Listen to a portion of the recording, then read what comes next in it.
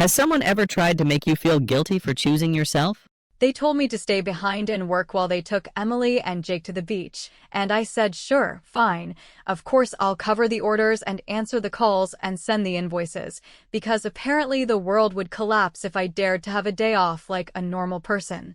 And I kept my voice steady even though it felt like one more reminder that in this house I am service, not family, and if I let even one crack show they would accuse me of being dramatic and tell me I was lucky to be needed. I did the work the way I always do it, with that tight little knot in my chest that used to be pride and has slowly turned into something heavier, and when the day finally cooled down and the last email went out and the phone stopped buzzing,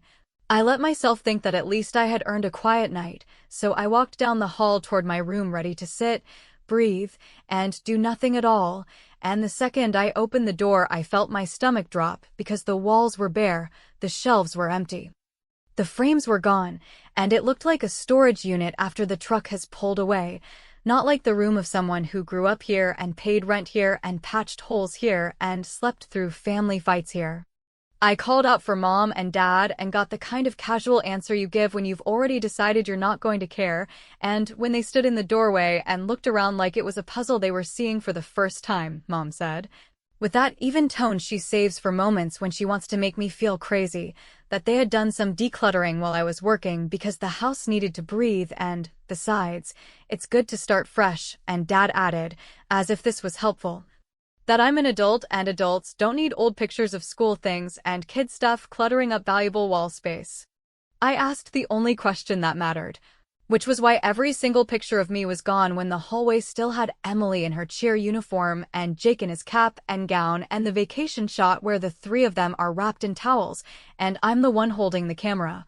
And there was a small silence where you can hear the truth if you're willing to hear it, but then Emily rolled her eyes and said I was being intense, and Jake muttered that the frames were old anyway and Dad told me not to turn this into a thing because no one meant anything by it, and I stood there gripping the edge of my desk, now polished clean like it had never known me, and I felt something in me go from hurt to very clear. I went looking, because I have learned that you cannot trust what people say when their comfort depends on you letting go of facts, and in the rolling bin by the garage door I found a stack of empty frames with bent backing. A couple of clasps snapped like someone had been in a hurry, and in the kitchen trash, under a wad of paper towels, I found my face, not as a metaphor, not as a feeling, but as a handful of prints tossed like junk mail. And when I pulled them out my fingers shook with a kind of cold I do not get from weather, and I felt that familiar loop start up in my head where I make excuses for them. Maybe they were trying to surprise me with new frames, maybe the glass cracked, maybe this was a mix-up, until I caught myself and said out loud, no, they did this because it was easy and because I always let it go. I walked back in and asked again, this time with the evidence on the counter, and Mom stared at the photographs the way you stare at a bill you don't want to pay. And she said I was taking it the wrong way and that no one meant to hurt me and that we can put everything back if it matters so much, which is the kind of sentence that sounds generous until you hear the part that says your feelings are a problem you invented. And Dad stepped in with the classic speech about family being complicated but strong, and Emily asked if we were done because she had plans, and Jake smirked like I was a television show he had already watched and didn't like the ending of. Here is the part one have not told them, and I will tell you because you are my friend and you know how much I have swallowed in this house. I have run the calendar and the email list and the shared photo album for years. I have scanned old prints, labeled faces, backed up drives, and kept track of who gets what copy, and everyone loves that I am organized until the moment my organization gives me leverage. So while they were busy pretending this was a misunderstanding, I went to my room, my empty room, and opened my laptop, and I pulled up the shared family album that half our relatives follow and that the local friends see because Mom posted the link ages ago, and I built a new collection out of every picture they had tossed. From the baby ones to the awkward middle school ones to the college ones where I'm the only person holding a moving box, and I wrote simple captions that were facts, not attacks, things like I was asked to stay home and work while the family went to the beach, and My room was cleared and my photos were removed today, and I set the cover to my oldest birthday photo because it makes the point better than any speech, and I toggled the setting that announces new albums to subscribers with automatic notifications. I did not scream, I did not break anything, and I did not throw anyone out, because I have learned that the loudest move is not always the strongest, so I hit publish. And I watched in real time as phones lit up in the living room, and the first comments came in from Aunt Carol and Uncle Mike, and the neighbor who always saves us seats at the holiday parade. People asking why the album looked like a memorial and whether everything was okay and whether I needed help, and Mom's face went still in. That way it does when the story slips out of her hands, and Dad started with the "we can fix this" speech before he had even read the captions, and Emily asked why I would air family things like that, and Jake said it was a bit much, and I said, with a calm I earned the hard way, that I only posted what was already true inside this house, and let other people decide how it looked from the outside. They told me to delete it, and I told them I would absolutely consider that after we put every picture back where it had been, and after we talked about why I was the only one erased. And when Mom said this was not a negotiation, I smiled in a way she did not recognize and told her that for once it actually was, because every notification that went out could be followed by another explaining exactly why my walls are empty. And the room went very quiet, not the peaceful kind, the kind that happens right before a door you thought was locked swings open, and while they argued about what to do first, I scheduled something for the morning that makes an album look like a warm-up, because if they are going to pretend they do not see me, I am going to make sure the whole town does. And that is only the beginning. The morning after the album went live started with a kind of brittle quiet, where everyone pretends a fire alarm is part of the decor. Because Mom moved around the kitchen with that careful politeness she uses when she wants me to apologize first, and Dad kept clearing his throat like he had a speech prepared if only I would hand him the microphone. And Emily and Jake acted bored in that strategic way that says this whole thing is beneath them, and while they waited for me to cave, I did the one thing that always helps when your reality is being rewritten in front of you, which is to gather receipts, not the literal kind with totals and tip lines, although honestly those would tell their own story, but the kind that shows pattern and intent and timing so clean that even the best liar runs out of room. While they pretended to tidy, I took the bag from the garage with the broken frames and the stack of prints, and I put it by the sink where it could not be ignored.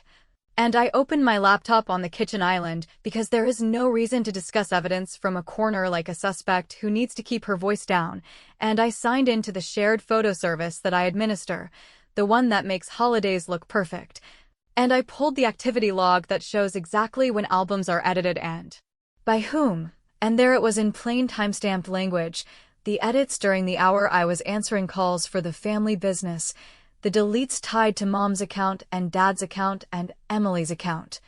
And I printed the page because paper is strangely hard to argue with, and I laid it next to the trash bag so that my so-called sensitivity could have company from their own keystrokes.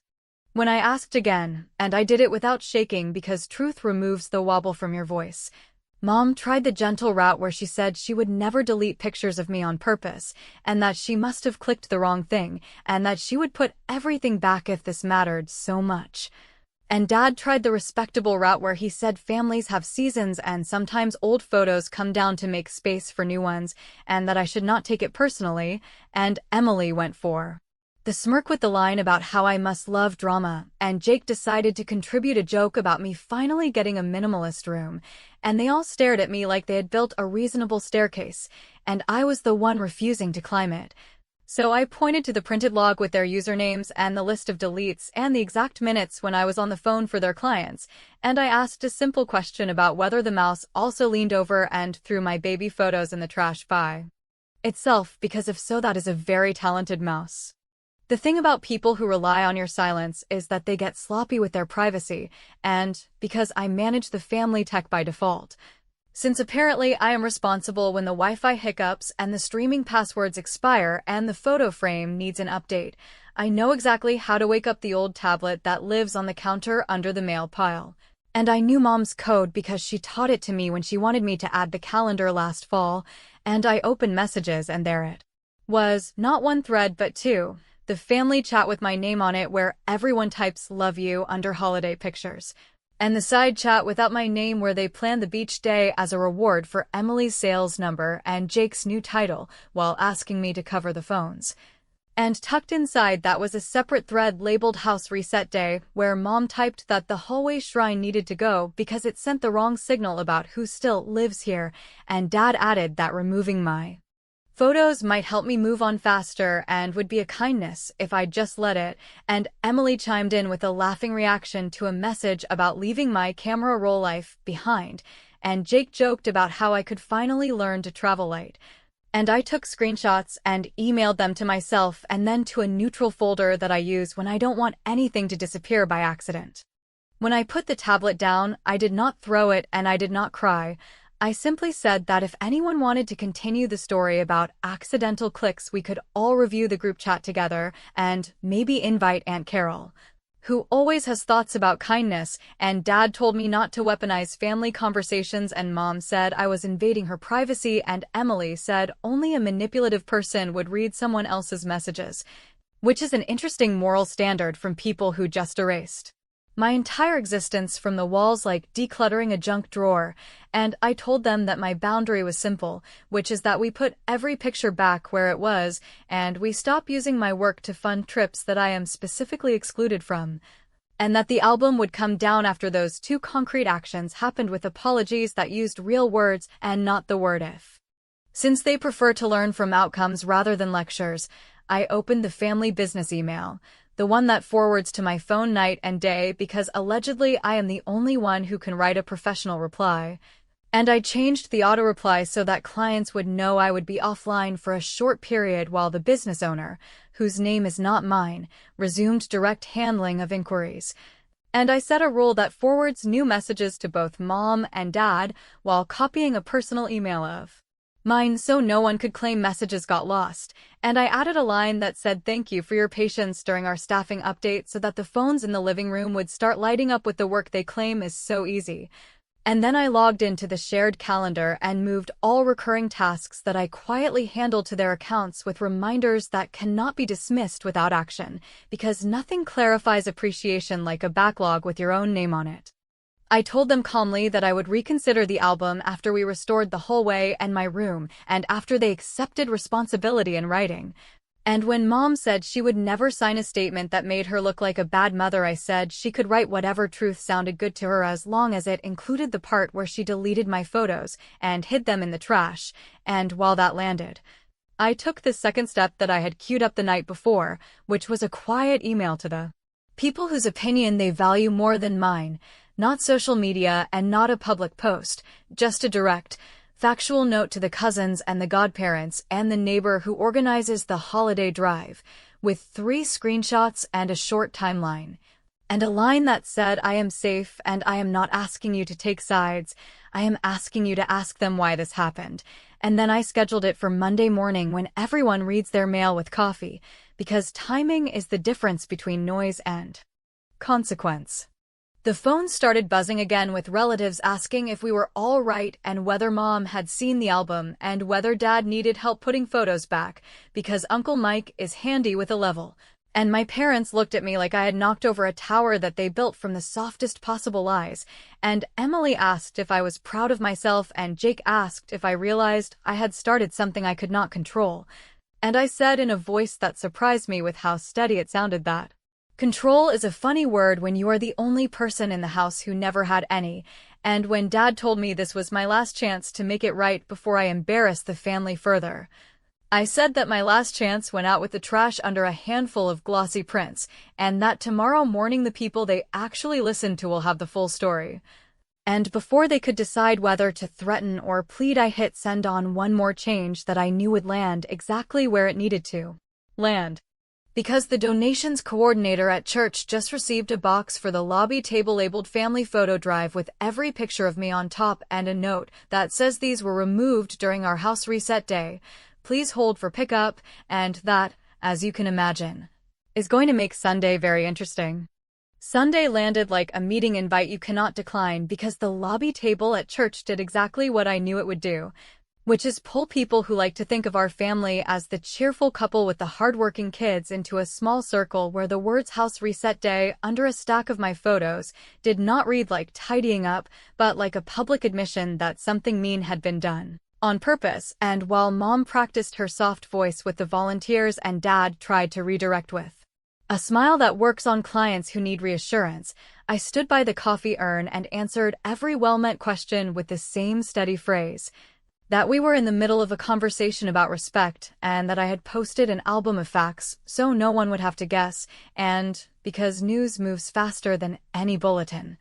My phone buzzed with cousins and neighbors and 2 parents from Jake's network asking if everything was okay, which is the exact pressure point my family hates, the one where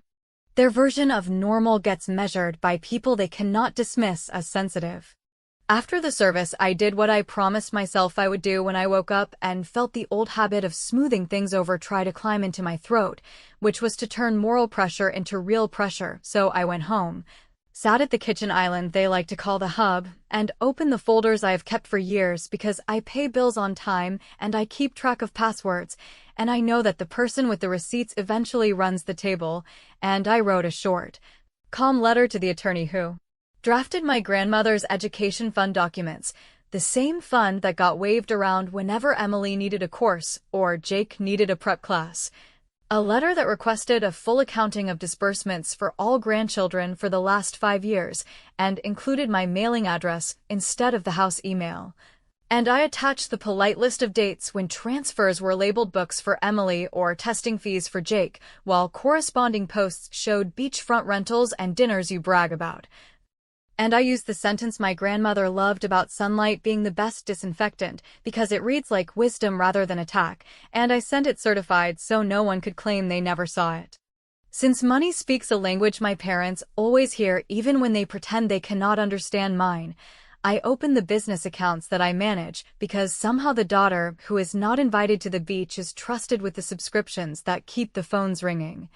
And I checked the domain registration for the company website and smiled when I saw the renewal invoice with my card on it, the one I attached years ago when the site would have gone dark if I had waited for anyone else, and I transferred the registration to my separate registrar account where I keep personal projects safe, which is completely above board because the purchase is in my name, and I left the contact info unchanged except for one line: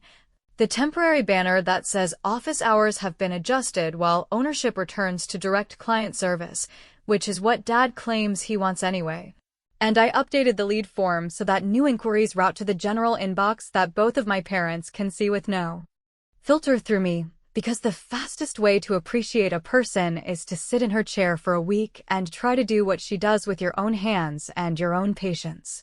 Then I did the piece that was not dramatic to look at but carried a weight they would feel by dinner, which was to draft a simple statement of work for the tasks I have been doing for free under the label family duty.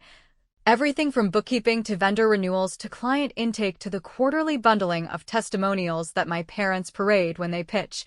And I send it as a proposal to their shared email with an hourly rate that is modest by market standards, but shocking if you have grown used to someone working for nothing, and I added a note that said upon acceptance I am happy to resume full administration immediately, and if they prefer to handle these tasks themselves I wish them well and will step back completely by Friday.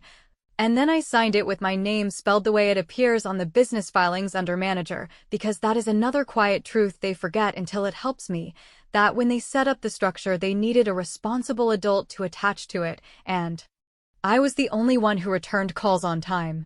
When Mom tried to gather everyone at the table for a talk framed as healing, I listened without interrupting while she said things about family being bigger than mistakes and about not letting outsiders define us.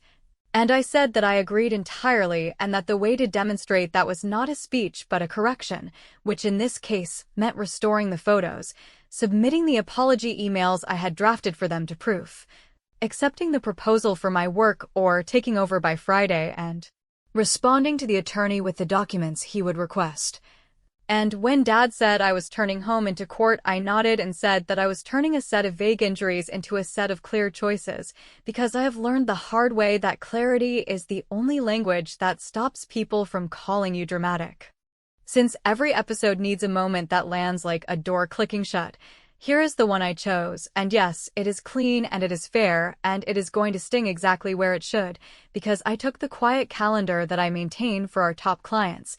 The one that sends reminders and birthday notes and thank you cards that everyone thinks appear by magic. And I exported the list with my own notes about preferences and history, and the times I solved problems at 10 at night, and I sent a single message from my personal address to each of them that said I am stepping back for a short period while ownership rebalances duties. The office remains open under their direct supervision.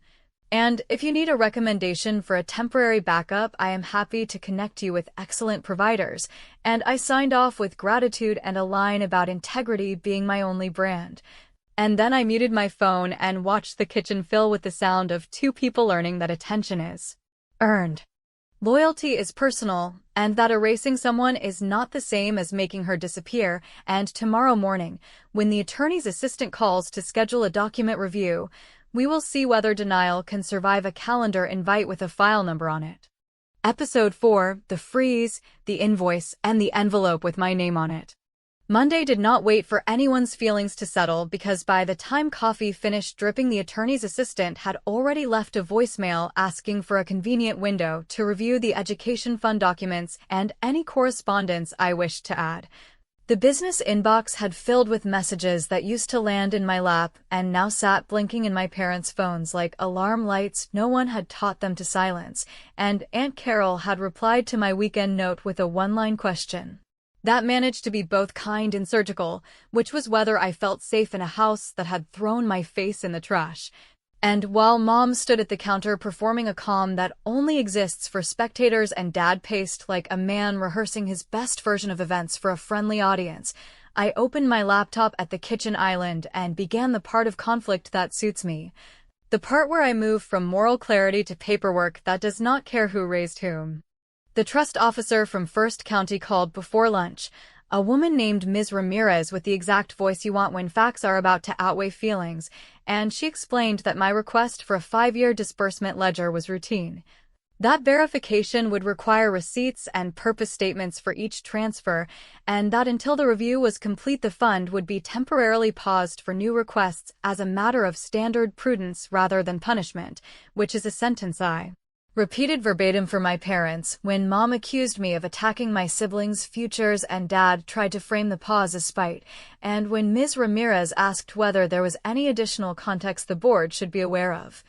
I told her there were messages labeling a beach day as a reward while invoices were labeled as books and testing, and I asked whether screenshots belonged in the packet or in an appendix, and when she said both would be helpful I sent a clean, numbered file in under 10 minutes. Because organization is not a personality quirk when it protects you, it is a tool that returns your voice. While the fund froze like a lake under a new temperature, the business that has quietly run on my endurance began to show its true weight, because the calendar reminders I shifted onto my parents' phones started firing in cheerful succession.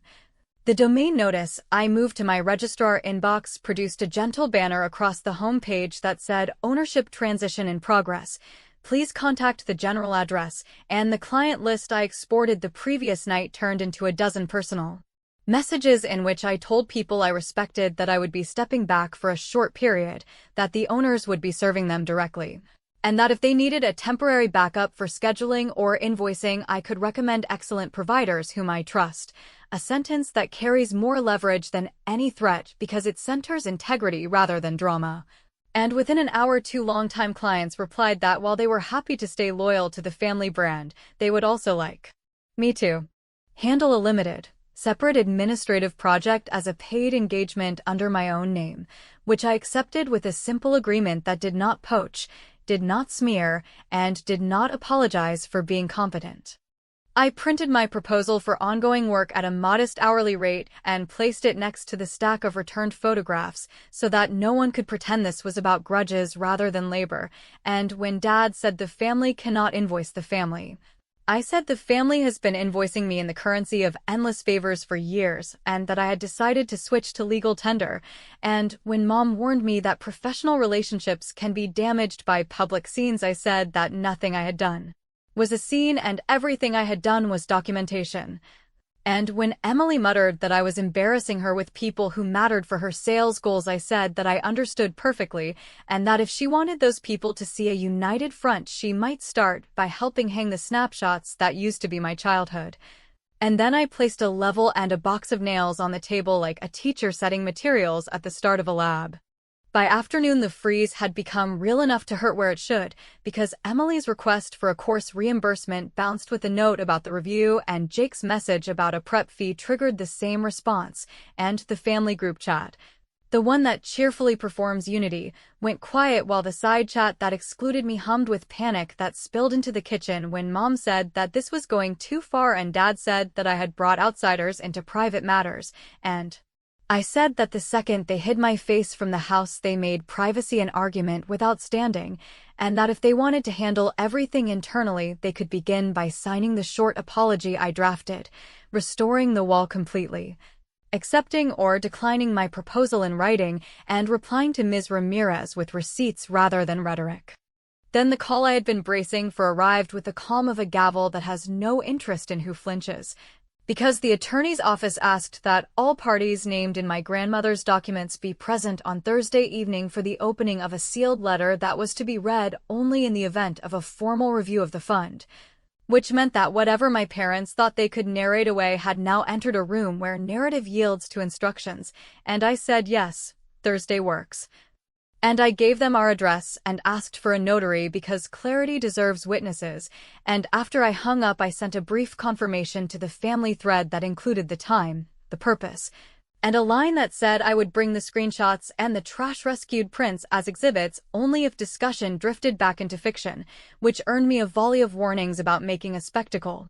Since every step so far had relied on me doing invisible work for free, I closed the loop with one more clean move that felt less like a strike and more like a boundary hammered into bedrock, because I flipped the business phone system back to the owner's direct numbers, removed my credentials, and set a recorded greeting that thanked callers for their patience during a staffing update and promised a prompt callback from leadership. And then I forwarded the analytics report that shows exactly how many messages I have handled at night for the past 3 years, and I ended my day the way you end any negotiation that has outgrown pleading, which is by sending a calendar invitation for Thursday titled Reading of Grandmother's Instruction Letter with the Attorney, with a courtesy copy to Aunt Carol, since a little sunlight never hurt a truth that can stand. And while Mom stared at the invite like it was a trap and Dad asked whether I planned to humiliate them, I said I planned to listen. While someone who cannot be gaslit reads words that were not written by me, and if they want to call that humiliation, that is their label to carry, because mine for the week is very simple and finally non-negotiable, and it reads paid, preserved, and prepared. Thursday evening arrived with a tension that had been building like a storm for weeks, and I waited in the living room with my laptop open, my binder of screenshots, the printed photographs I had salvaged from the trash, and a carefully organized stack of invoices and email threads, because every detail mattered and everything that had been ignored, minimized, or erased had to be presented as evidence without a word wasted. And when the attorney, a woman named Ms. Levin, stepped into the room, carrying a sealed envelope that bore my grandmother's signature, I felt the weight of years of dismissal, manipulation, and erasure colliding with the calm authority of someone whose job was to make facts undeniable. And I realized that this was the moment where all the hidden decisions, the hidden work, and the quiet preparation I had executed while being excluded from every family outing, every beach trip, and every celebration would finally have a stage that could not be denied. Ms. Levin began reading the letter aloud, and from the first sentence, it was clear that my grandmother had anticipated the kind of family dynamics I had been navigating, because she addressed the importance of fairness, of preserving the contributions of each child regardless of favoritism, and of documenting decisions to prevent misunderstandings that could fester into years of resentment. And as she continued, my parents shifted uncomfortably in their seats, glancing at one another in a way that revealed they had underestimated both the letter and my preparation, while Emily and Jake looked confused, unsure whether the letter applied to them or whether they were about to be reminded of unspoken rules that had always been bending toward my exclusion. And I watched silently, letting the words sink in without interruption because timing is a weapon and patience is sharper than anger. By the midpoint, Ms. Levin reached the clause specifying that any child who is intentionally removed from family events or whose presence is minimized for work or convenience should receive compensation in the form of documented acknowledgement, access to family assets under review, and the restoration of personal property, which in my case meant both the education fund oversight and the return of items that had been stripped from my room. And when she paused to ensure everyone understood, I saw my parents' faces shift from mild irritation to genuine concern because they realized the letter gave legitimacy to my actions in a way that could not be argued against, and I allowed myself a quiet satisfaction, not a gloat, but a recognition that years of careful observation, organization, and restraint had built a foundation that even them could not dismantle. After the reading, Ms. Levin asked for my input, and I calmly laid out the folder of screenshots, the invoices, and the photographs, explaining each step I had taken to protect my interests while maintaining respect for family obligations. And I noted which communications had been ignored, which requests had been dismissed, and which contributions had been used without acknowledgement, while carefully avoiding any language that could be called accusatory beyond the evidence itself, because the power of preparation is in clarity and accuracy rather than spectacle. And as I spoke, my siblings began to realize that my stay behind and work exclusion had consequences far beyond their beach day, that my absence had been manipulated into invisibility, and that invisibility had been both intentional and costly. The attorney then requested my parents' response, and in a way I had anticipated, Mom stammered about intentions, Dad spoke of misunderstandings, and Emily tried to pivot the conversation to irrelevant logistics, but I interrupted politely, asking that each point be addressed in writing, because written acknowledgement carries a permanence that verbal excuses cannot touch, and by the time everyone had signed the acknowledgement of my efforts, the restored access to the education fund, and the documentation of my property, I had quietly prepared a final move that ensured my visibility. I had arranged for the original photographs to be returned to my room, framed in a way that included dates, achievements, and personal notes, so that no one could remove them again without an obvious act, and I had scheduled an email to the family with a concise summary of all the events and confirmations, so that the record of my existence, contributions, and rightful inclusion was permanent. When the envelopes were closed, the form signed, and the room finally silent except for the soft rustle of paper, I felt a satisfaction that was hard to articulate because it was not about revenge in the petty sense, it was about recognition, restoration, and the brilliance of preparation over impulsive confrontation, and as I stood to leave, I noticed my parents exchanging glances that were equal parts respect and frustration, my siblings quietly rearranging the photographs back on the walls. And I understood that I had not just regained what was mine, but had done so in a way that left no ambiguity, no room for dispute, and no way for anyone to dismiss my role in the family ever again, which is a type of victory that feels subtle and absolute at the same time. I left the house that night carrying nothing but my binder, my laptop, and the quiet knowledge that every step, every email, every documented action had led to a moment where my existence could no longer be erased, where my voice could no longer be silenced. And while the family would continue their lives, planning beach trips and holidays, the record was now mine. The acknowledgement was permanent, and the satisfaction was not loud but devastatingly clear. I had turned the tables completely, brilliantly, and finally.